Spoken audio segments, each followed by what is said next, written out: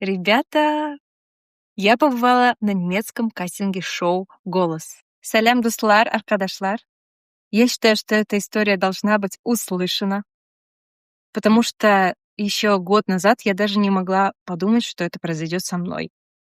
Ну, наверное, я расскажу 3 самых классных новости. Я прошла 3 музыкальных раунда из 3 возможных. Я дошла до продюсеров шоу.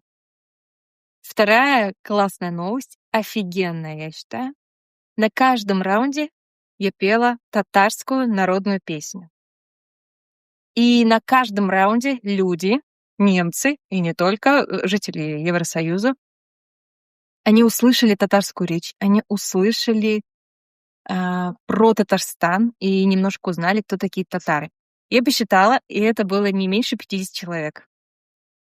И третья классная новость заключается в том, что это все было на немецком языке. И я рассказывала про татар и про Татарстан на немецком языке. И я понимала примерно 90% всего, что я слышала.